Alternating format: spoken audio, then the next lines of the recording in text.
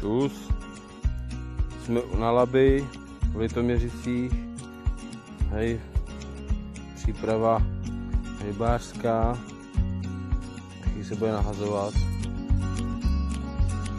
Můj kolega si to připravuje.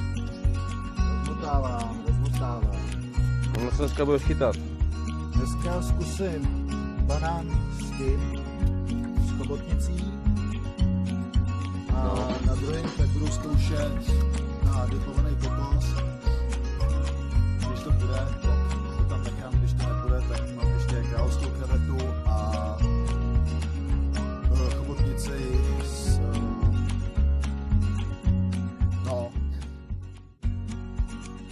chobotnice a Se podívej tamhle, ne? Máš to tamhle připravený. tady já mám zase bágu.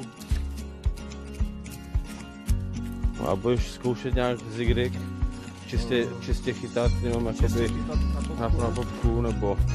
Ale nejspíš asi budu, mám tady připravenou i jahodu s banánem. Jsou tam v tom jen 20, tak i 18. Převážně budu teď teda krmit pouze banánem. Jo, a je to oleheň chobotnice, narypovaná, co si rypoval sám. Co jsi tam do toho dojel všechno? Dal jsem tam dip a melasu. A jaký dip? Dip, chobotnice, ta oleheň. Jo. Do kokosu tak jsem dával pouze kokosový dip. Do banánu z olejní tak jsem dával banán, oleheň, dip a k tomu ještě melasu. Do královského krilu tak booster, královská patentka a melasa. Jo. No. Uvidíme, jestli to bude docela dobrý, protože to je OK. Prout je docela dost, no. Jsme teď celkem na dobrém místě, že se tady točí voda. Tady celkem jakoby klidná hladina. No, tady na kraji je jako klidná hladina, no. Dál bude proud. Budeme zkoušet, jak v té mělčině jeden proud, tak i na hraně tišiny s proudem. Uvidíme, jestli to přinese nějaký úspěch, ale myslím, že asi jo. Jsme tady na přímej, tak uvidíme, jestli se něco tu povede. Jo. Dobrá. Ráda.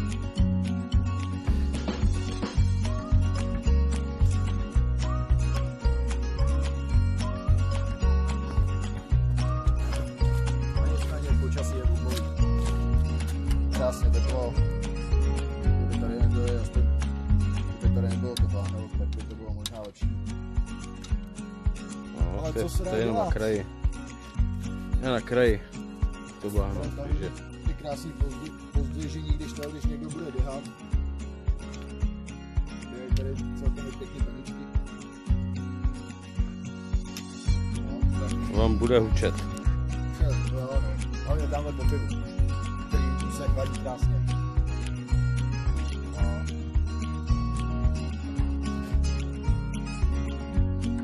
Co nám poví Péťa? Možná na tu popku do prdele, kde jsou dva háče. Na píči. Začne už.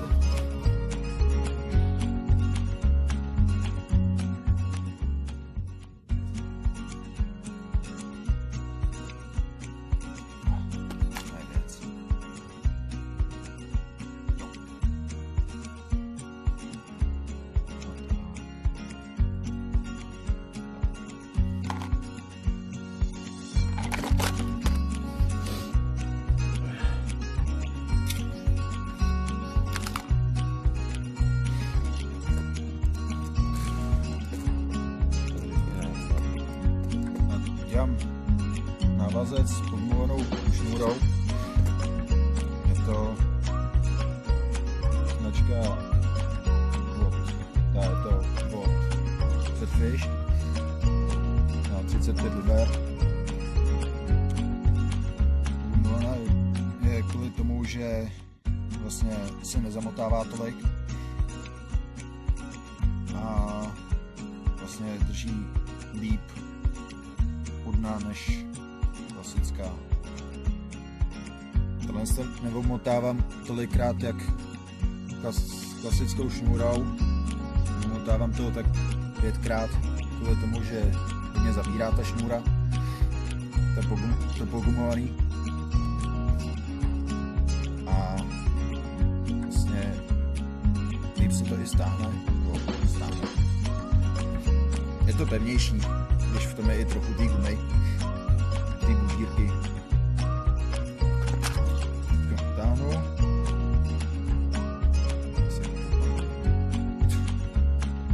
Tak. Tam dáme rovnátko. Tady mám klasický rovnátka.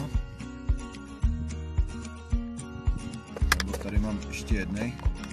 Taký barevnější. Nevím proč, ale dělají takhle. No je to asi jedno. Jaký tam dáte. Zkusím tam ten.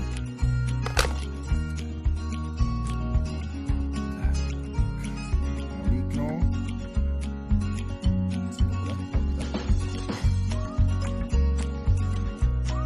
Líknu.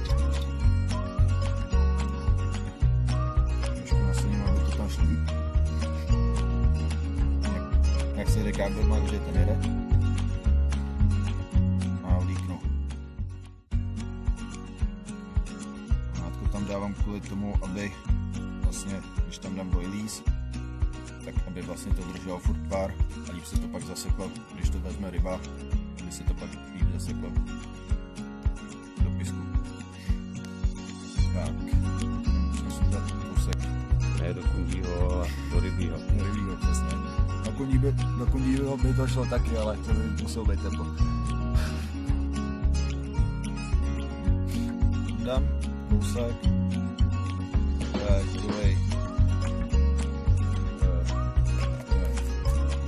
Kvůli rovnátku.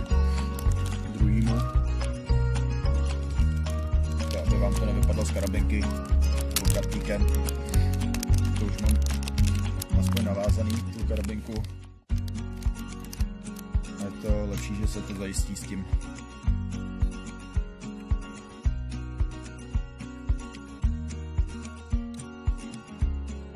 Doufám, že se mi to povede navlíknout. Pánové, vy víte, o co jde? Přichystal se taky na tam naše červíky. Červíky? Jo, tak je to fakt pro kapry. Jsou to kaprový gumový červej v medu. To vypadají krásně. Smrděj.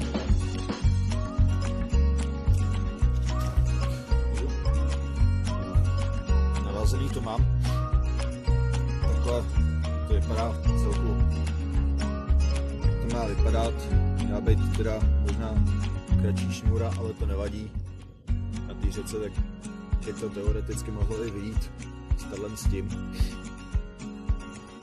Měl jsem malý háček od vám to povím. Od Ashimy 8. No řekl, je to údajně jsou lepší háčky, když jsou menší než větší. Nevím, co je na tom pravdy. Se kdy ne?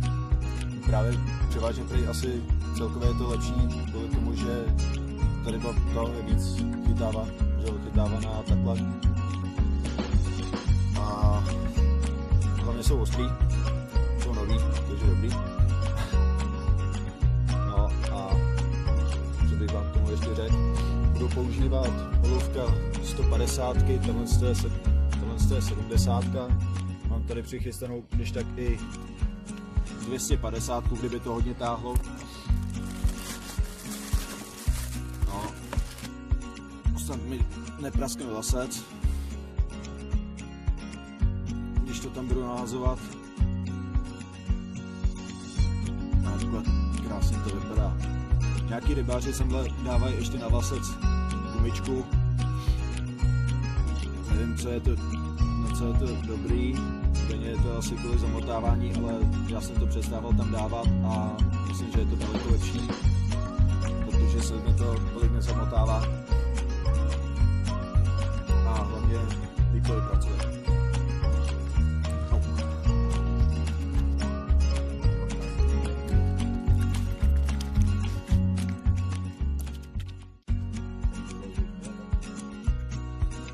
Co budeš dávat teďko?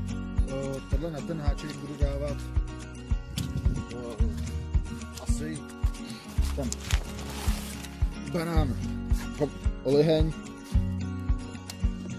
Krásně vypadají, jsou tvrdý, nadipovaný, s melasou.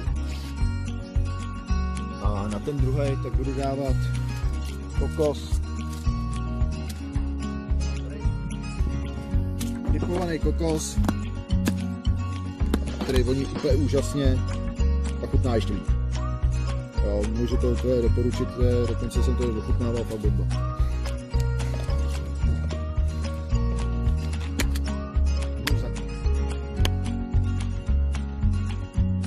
No, takhle. Pak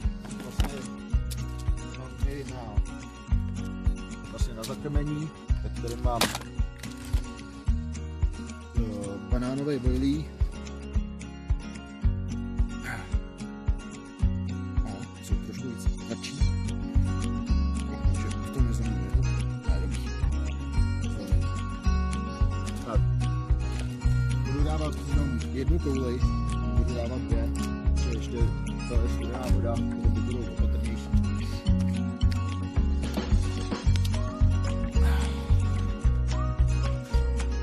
Budu nechávat větší průvěz mezi háčkem a boilízem.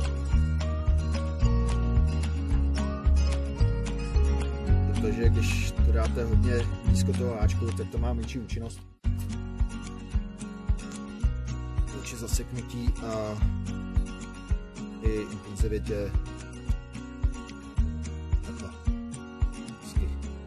Tam bude to ve vodě krásně čekat na nějakého krásného kapra.